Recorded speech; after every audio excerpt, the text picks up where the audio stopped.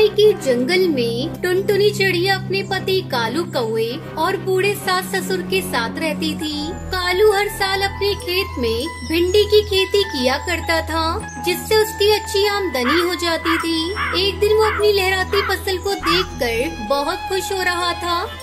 इस बार मेरे खेत में कितनी हरियाली है। अब बस कुछ ही हफ्तों की देरी है जब मेरी भिंडी की फसल पककर तैयार हो जाएगी। इस बार मैं भिंडी बेचकर सारे कर्ज चुका दूंगा और कुछ पैसे अगली फसल के लिए भी बचा कर रखूंगा, ताकि उस लालची कड़कनाथ से मुझे कर्ज न लेना पड़े।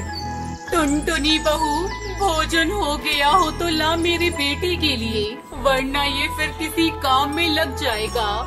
अभी लाती हूँ माँ जी। टुनटुनी भोजन लाकर अपने पति को देती है। अरे बहू, जरा इसका ध्यान रखा कर, देख तो सूख कर कांटा हो गया है। मैं क्या करूँ माँ जी, दिन रात इन्हें समझाती रहती हूँ कि खान पान का ध्यान रखो, पर नहीं, इन्हें तो बस फसल की चिंता सताती है कि सही सलामत फसल मंडी तक पहुँच जाए। तब तक आप लोग कमेंट पे बताएं 28 डिवाइडेड बाई 4 कितने होते हैं। इस तरह कुछ दिन बीत गए। एक दिन कालू खेत से आकर अभी बैठा ही था कि तभी उसके पिता जंगल से आते हैं। क्या है पिताजी, भिंडी तो बहुत बड़ी बड़ी हुई है इस बार, बस कुछ ही दिनों में तोड़ने लायक हो जाएंगी। धीरे धीरे रात हो जाती है और पूरा परिवार खाना खाकर सो जाता है। अचानक बिजली की कड़कड़ाहट से सबकी नींद खुल जाती है। बाहर जोरों से बारिश हो रही थी। पिताजी, अब क्या होगा? इतनी तेज बारिश में हमारी भिंडी की फसल बर्बाद हो जाएगी। मैं खेत पर जाता हूँ। अरे बेटा, तू बेकार में जा रहा है। तेरे पिताजी ने पानी निकालने का रास्ता बना दिया है। बारिश का पानी निकल जाएगा, तू चिंता मत कर। नहीं माँ, मुझे जाना ही होगा। तो ठीक है, आप पिताजी को भी साथ लेकर जाइए, मैं आपको अकेले नहीं जाने दूंगी। कालू अपने पिता के साथ खेत पर चला जाता है। सारी रात बीत जाती है, पर दोनों घर नहीं लौटते। अगली सुबह उन्हें देखने के लिए टुनटुनी और सुंदरी खेत पर जाती हैं, पर वहाँ का नजारा देखकर टुनटुनी दहाड़े मारकर रोने लगती है। हे भगवान, ये क्या हो गया? अब मैं किसके सहारे जीऊंगी? हे प्रभु, ये आपने क्या किया? मेरा घर उजाड़ कर रख दिया। खेत के बीचों बीच दोनों बाप बेटे मरे पड़े थे। उन पर आकाशीय बिजली गिर गई थी। समय गुजरने लगता है। सदमे से टुनटुनी की सास की भी मौत हो जाती है। टुनटुनी अब बेसहारा हो चुकी थी। घर में रखा सारा अनाज खत्म हो चुका था। एक दिन वो पहाड़ पर बैठी अपनी किस्मत पर आंसू बहा रही थी। तभी वहाँ एक बाबा बाज आता है। क्या बात है बेटा, तुम इस तरह इन पहाड़ों पर बैठकर क्यों रो रही हो? मुझे अपनी समस्या बताओ, शायद मैं तुम्हारी कुछ मदद कर सकूं। टुनटुनी चिड़िया रोते रोते बाबा बास को अपनी सारी बात बताती है।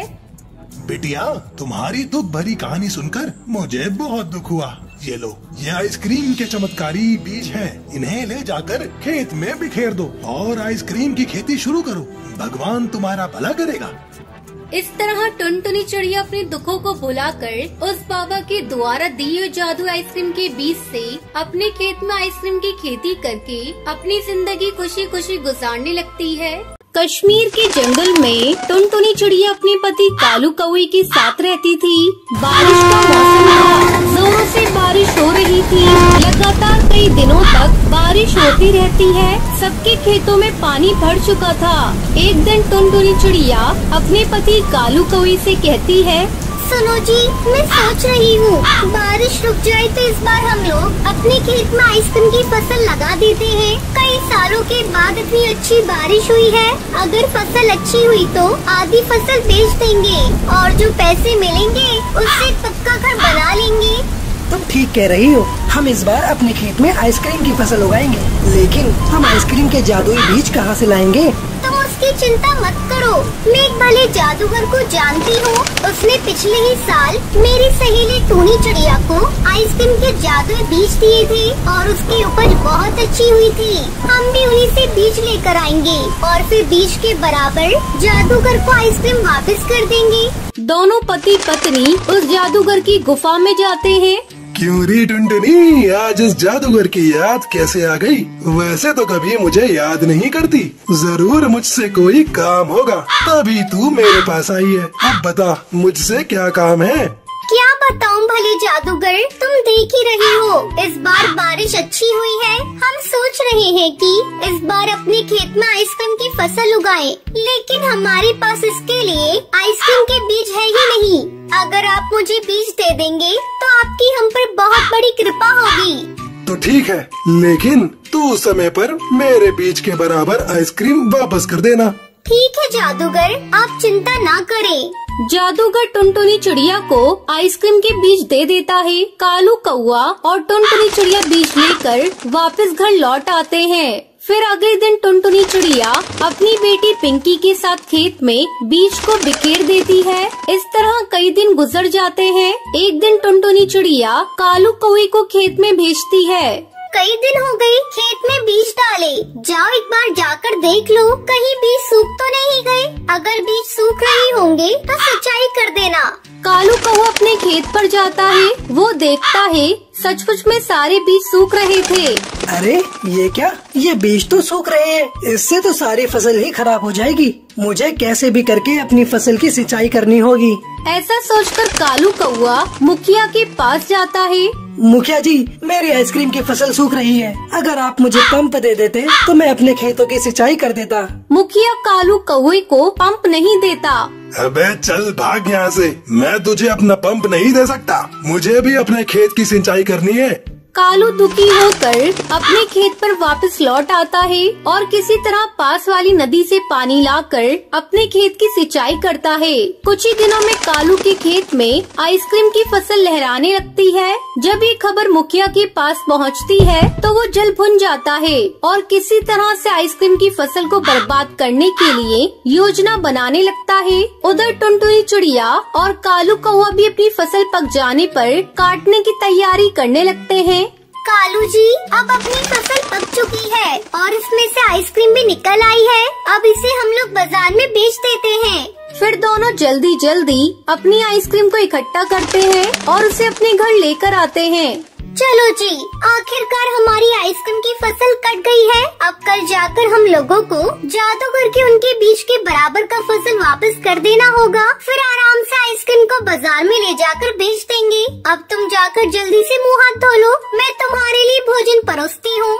दोनों पति पत्नी भोजन करके सो जाते हैं। अचानक आधी रात को मुखिया उनकी फसल को चुराने के लिए उनके घर में घुस जाता है। खटखट की आवाज सुनकर टुनटुनी चिड़िया की नींद खुल जाती है और वो चोर चोर करके शोर मचाने लगती है। टुनटुनी चिड़िया की आवाज सुनकर सभी पक्षी इकट्ठा हो जाते हैं और मुखिया को पकड़ लेते हैं। किसी तरह मुखिया उन पक्षियों से अपनी जान बचाकर भाग जाता है और अगले दिन टुनटुनी चिड़िया कालू कौए के साथ बाजार जाती है।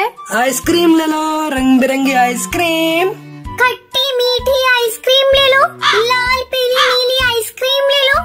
टुनटुनी मौसी, एक लाल आइसक्रीम मुझे भी देना। और इस तरह दोनों पति पत्नी आइसक्रीम बेचकर खूब सारे पैसे कमाते हैं। फिर सभी खुशी खुशी रहने लगते हैं। सुंदरवन के जंगल में टुनटुनी चिड़िया अपनी सौतेली माँ टूनी चिड़िया के साथ रहा करती थी। टुनटुनी चिड़िया की माँ रानी चिड़िया दुर्गा माँ की बहुत बड़ी भक्त थी। एक बार जब वो पूजा करने के लिए फूल तोड़ने जा रही थी, उसी समय एक जिगरबाज उस पर हमला कर देता है। इस हमले में रानी चिड़िया की मौत हो जाती है। उस समय टुनटुनी चिड़िया बहुत छोटी थी। तब टुनटुनी की देखभाल करने के लिए उसका पिता टुन्नू चिड़ा टूनी नाम की एक चिड़िया से शादी कर लेता है। कुछ दिनों तक टूनी चिड़िया टुनटुनी की अच्छी तरह से देखभाल करती है। इसी तरह दिन गुजरने लगते हैं और टूनी चिड़िया एक बच्ची की माँ बन जाती है। तब वो टुनटुनी पर अत्याचार करना शुरू कर देती है। टुनटुनी भी अपनी माँ की तरह दुर्गा माँ की भक्त थी। नवरात्रि शुरू हो गई थी।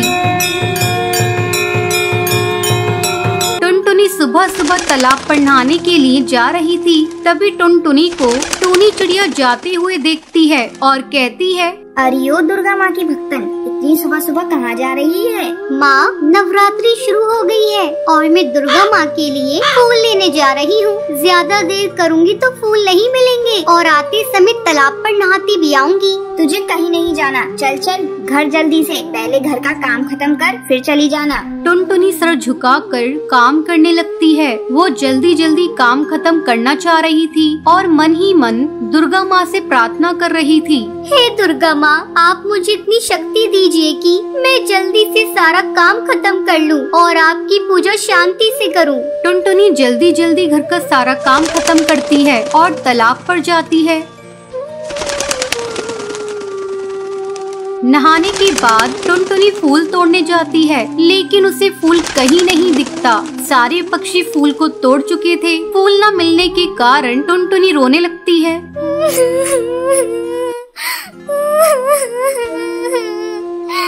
आज नवरात्रि के दिन फूलों के बिना मैं आपकी पूजा कैसे करूँगी?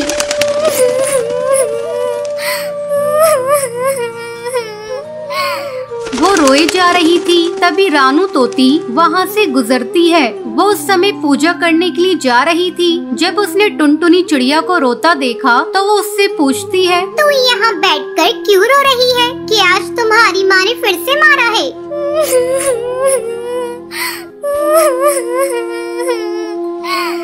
नहीं नहीं रानू तोती, मुझे आज दुर्गा माँ पर चढ़ाने के लिए फूल नहीं मिले हैं, इसलिए मैं रो रही हूँ। बस इतनी सी बात है, तू ये ले फूल, मैं तुझे फूल देती हूँ। मैंने आज कुछ ज्यादा ही फूल तोड़ लिए थे। फूल पाकर टुनटुनी खुश हो जाती है और खुशी खुशी दुर्गा माँ की पूजा करती है।